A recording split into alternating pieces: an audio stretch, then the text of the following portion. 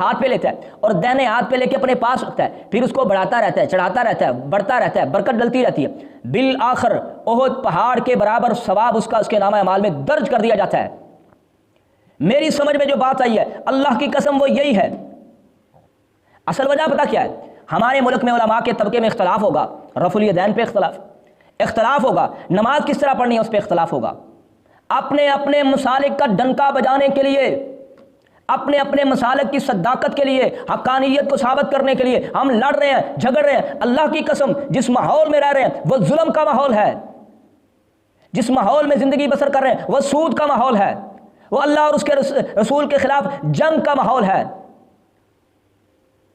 میں مثال دیتا ہوں آپ کو۔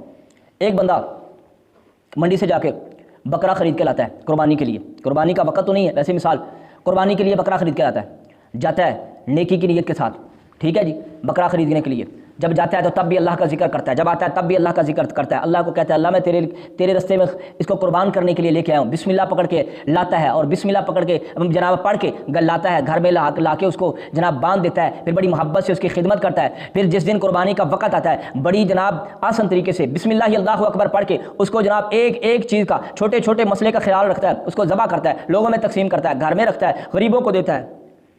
اگر وہ بکرا ہے سود کے پیسوں کا یا حرام کا، کسی کا چوری کیا ہوا ہے، تو مجھے بتائیں وہ قبول ہوگا؟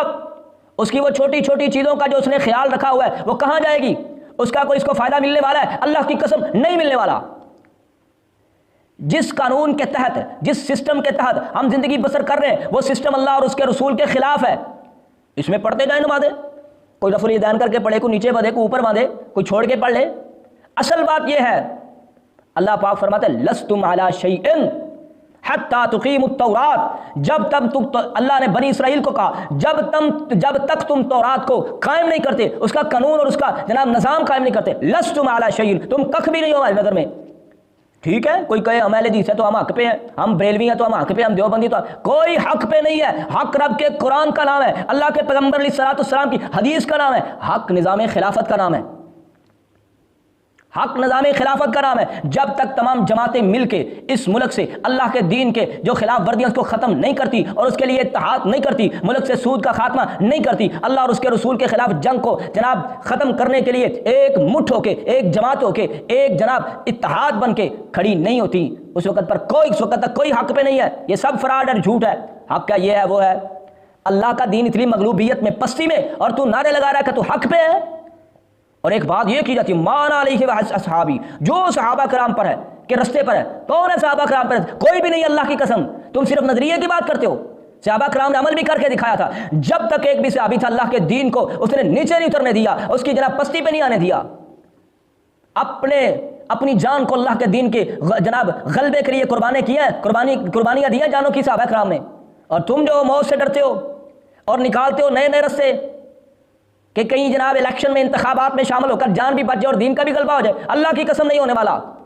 ہاں کسی ایک خطے میں، کسی ایک حلقے میں کوئی تھوڑا سا نظام بدل سکتا ہے، یا پھر بڑا کرو گے بڑا مارکا ہو جائے گا تو کوئی جناب نظام ختم نبوت کا کوئی بل پاس کروا دے گا، بس کوئی بڑی بات ہوگی تو تمہارے ملک کے قوانین میں یہ لکھا جائے گا کہ آج کے بعد صحابہ کرام کی عظمت ہوگی، کوئی گالی نہیں دے گا، بس۔ کیا ان دونوں چیزوں سے اللہ کا دین غالب ہوتا ہے؟ نہیں۔ عقائد، عبادات، معاملات، اکنامک سسٹم، سیاسی نظام، اقتصادی نظام، معاشرتی نظام، جتنی دیر تک زندگی کے یہ 6 پہلو اللہ کے دین کے تابع نہیں ہوتے اتنی دیر تک دین کا غلبہ نہیں ہے۔ اور اگر چاہتے ہو کہ چند چیزوں کو اللہ کے دین کا غلبہ کہتے ہو تو اللہ پاک نے خود فرمایا افتؤمنون ببعض الکتاب وتکفرون ببعض وما جزاء من يفعل ذلك منكم الا خزي في الحياة الدنيا ويوم القيامة يردون الى اشد العذاب۔ اگر تم چند چیزوں کو اللہ کا دین کہتے ہو اور چند کو مانتے ہو اور چند کو نہیں مانتے، کچھ آیات کو مانتے ہو اور کچھ کا انکار کرتے ہو، سمجھتے ہو اللہ کا دین، اللہ کے دین کا غلبہ ہے، ملا کو جو ہے ہند میں سجدے کی اجازت، سمجھتا ہے نادان کہ اسلام ہے آزاد۔ جی یمحق اللہ الربا ویربی الصدقات، اللہ سود کا اینڈ کرتا ہے خاتمے پہ، اس لیے ہمارے ملک کا اس وقت سارا نظام تباہی کے دہانے پہ ہے۔ کیوں؟ ہم نے 70 برس سے اللہ اور اس کے رسول کے خلاف جنگ کی ہے۔ اگر کوئی سمجھے کہ یہ حکومت کا جناب سارا فلاں حکمران آیا اس نے کیا، یہ اس نے کیا، نہیں، پوری قوم مجرم ہے۔ کب ہم نے اس بات پہ مظاہرے کیے کہ ہم سود کے نظام کو نہیں چلنے دیں گے؟ علماء بھی کھڑے ہوتے ہیں تو اس بات پہ کھڑے ہوں گے کہ غربت زیادہ ہو گئی ہے۔ جب تک یہ بات سمجھ میں نہیں آتی اتنی دیر تک یہ نظام کبھی بھی ختم نہیں ہو سکتا، اتنی دیر تک یہ ظلم و ستم کا نظام بڑھتا تو چلا جائے گا، کم ہونے والا نہیں ہے۔ اللہ سے دعا ہے اللہ ہمیں سمجھنے کی